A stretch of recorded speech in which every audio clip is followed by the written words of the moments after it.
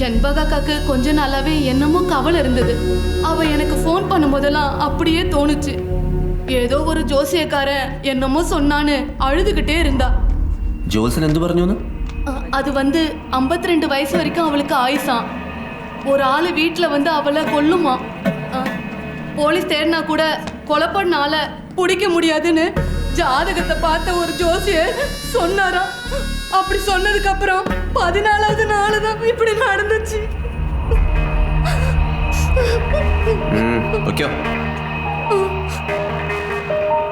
സാറേ, അവർ എൻ്റെ അടുത്ത് വന്നിരുന്നു എന്നുള്ളത് സത്യമാണ്. പക്ഷെ ഞാൻ അങ്ങനെയൊന്നും പറഞ്ഞിട്ടേ ഇല്ല. വയസ്സ് 50 കഴിഞ്ഞതല്ലേ, തനിച്ച് താമസിക്കുകയല്ലേ, സൂക്ഷിക്കണം. ജാതകത്തിൽ ചിലത് മോശമായിട്ട് കാണുന്നുണ്ടെന്ന് പറഞ്ഞിരുന്നു. സാറേ, ജാതകത്തിൽ ശരിക്കും അങ്ങനെ കണ്ടു കാണുമോ സാറേ? സാറേ, ഞാൻ അവരുമായിട്ട് റോഡിൽ വഴക്കുണ്ടാക്കിയെന്നുള്ളത് നേരാ. പണ്ട് കുറച്ച് പൈസ കടം തന്നിരുന്നു, പലിശയുടെ പ്രശ്നം. അത് കൊടുത്തു കഴിഞ്ഞാൽ പിന്നെ പ്രശ്നമൊന്നുമില്ല സാറേ. അവരെൻ്റെ കടയിൽ നിന്നാണ് അരിയും ഉഴുന്നും ഒക്കെ സാധാരണ മേടിക്കാറ്. കാശിൻ്റെ കാര്യത്തിന് ഇടയ്ക്ക് വല്ലപ്പോഴും കണക്ക് പറയാനോ മറ്റോ ഞാൻ വിളിച്ചിട്ടുണ്ട്. അല്ലാതെ ഞാൻ അവരെ ഫോൺ വിളിക്കുക ശല്യപ്പെടുത്തുകയൊന്നും ചെയ്തിട്ടില്ല സാറേ.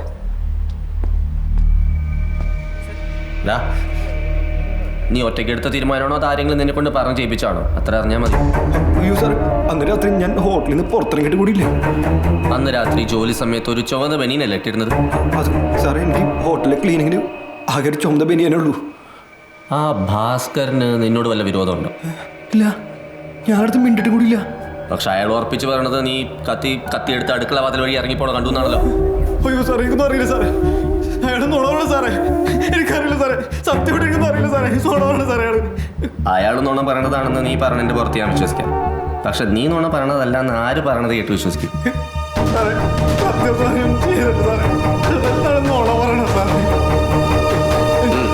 ചെല്ല്.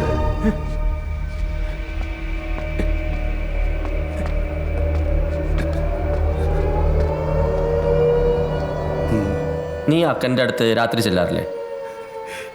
സാറിങ്ങനെയൊക്കെ ചോദിച്ചാ നമ്മളിങ്ങനെ താല്പര്യം വെച്ചിട്ട് കാര്യമൊന്നുമില്ല സാറേ. ആന്തരാ, നീ എടുത്ത പൊങ്ങൂല്ലേ?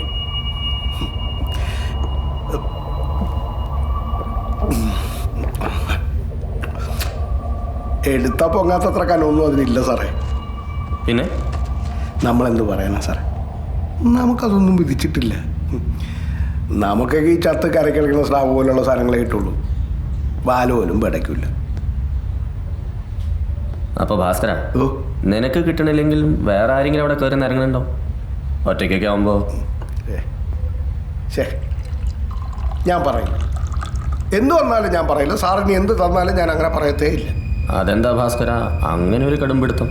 കാരണം നമുക്ക് കിട്ടാത്ത സാധനം വേറൊരുത്തനെ അനുഭവിച്ചെന്ന് പറഞ്ഞിട്ട് നമ്മൾ അതിനെക്കുറിച്ച് പറഞ്ഞാൽ അതിന് അസൂയ കുശുമ്പെന്നൊക്കെ. ഞാൻ അത്തരക്കാരനല്ലേ, എനിക്ക് അസൂയയും കുശുമ്പൊന്നും ഇല്ല സാറേ. എന്നാലും ഇപ്പൊ ഭാസ്കരൻ്റെ അത്ര ഉറപ്പ്? കണ്ണുകൊണ്ട് കാണണമല്ലേ സാറേ. വെളുപ്പിന് ഞാൻ വീട്ടിൽ നിന്ന് പുറത്തിറങ്ങുമ്പോൾ കണ്ണാരെയാ. ഇവൻ എപ്പോൾ വന്നു എപ്പോൾ പോകണമെന്ന് ആർക്കറിയാം? ആരെങ്കിലും ചോദിച്ചാൽ അവന് പറയാൻ ന്യായങ്ങളുണ്ടല്ലോ. ഇഡ്ഡലി ഉണ്ടാക്കാൻ വന്നു. ആർക്കും അറിയില്ലേ ഇവൻ്റെയൊക്കെ ഇഡ്ഡലി എടുക്കൽ എന്താന്ന്. ഈ ഇഡ്ഡലിയുടെ കൂടെ അവൻ എന്ത് ചമ്മന്തിയാ കൂട്ടിക്കടിയുന്നതെന്ന് ആർക്കറിയാം? ഞാൻ പറഞ്ഞ കുറ്റം അസൂയ. ഞാനല്ല സാറേ, ഞാനൊന്നും പറയില്ല, എന്നോടൊന്നും ചോദിക്കുകയും വേണ്ട.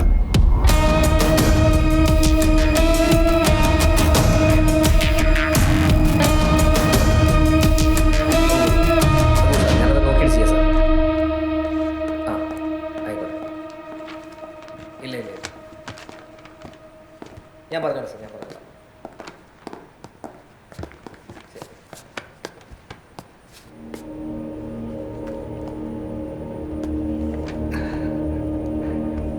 നീ അവരെ വച്ചോണ്ടിരിക്കുന്നല്ലടാ. എങ്ങനെയുണ്ടായിരുന്നു ചേച്ചി? ആറ്റം പീസ് തന്നെയല്ലേ വേണ്ടെന്ന് പറയരുത് സാറേ. നേരി പറഞ്ഞപ്പോ അവര് ദേഷ്യം വരുന്ന കേട്ടോ.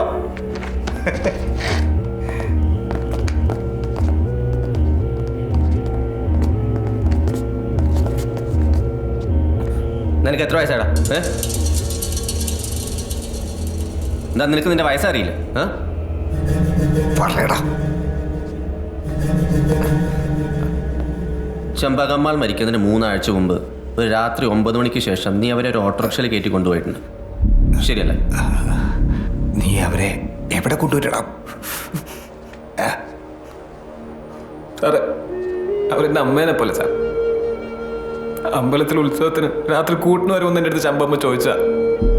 വേറെ ആരും കൂട്ടില്ലാത്തോണ്ട് എന്നെ വിളിച്ച്. ഞാൻ അഷഫിനോട് പറഞ്ഞ് രാത്രി ഡ്യൂട്ടിന്ന് ലീവ് എടുത്തിട്ടാ അന്ന് അമ്മേനോട് പോയത്.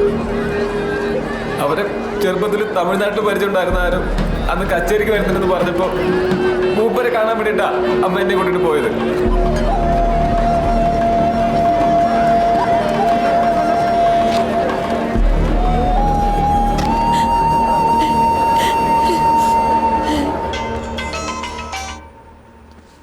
സർ, തനിക്ക് ആ കേസ് ഒന്ന് ഡാമേജ് കൺട്രോളായിട്ട് 15 ദിവസം എന്ന് പറഞ്ഞ 15 ദിവസമാണ്. സർ, സൈമൺ, മറ്റൊരുത്തിനെ തനിക്കിതൊരു കിട്ടിയില്ലല്ലോ. സർ. എത്ര എണ്ണത്തിന് കെട്ടി തൂക്കിയിട്ടാണെങ്കിലും റിസൾട്ട് ഉണ്ടാക്കിയേ പറ്റൂ. Okay sir. And you must go on the most convenient feet, but the catch should be perfect. കേട്ടോ?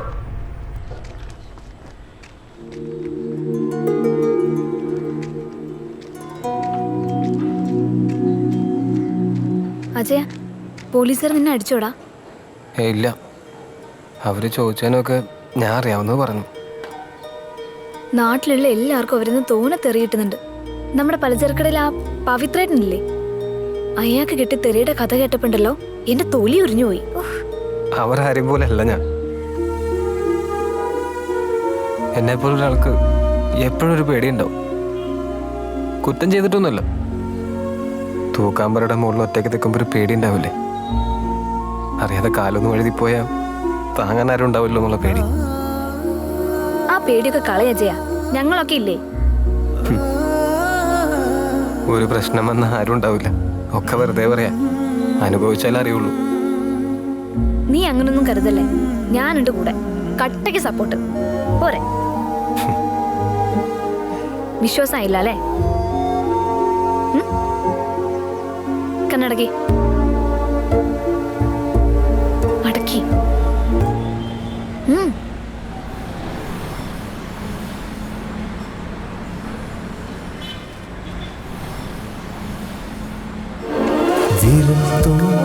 വിരൽത്തുമ്പും ചുംബിക്കും നിമിഷത്തിൻ ചിറകടികൾ മൗനം.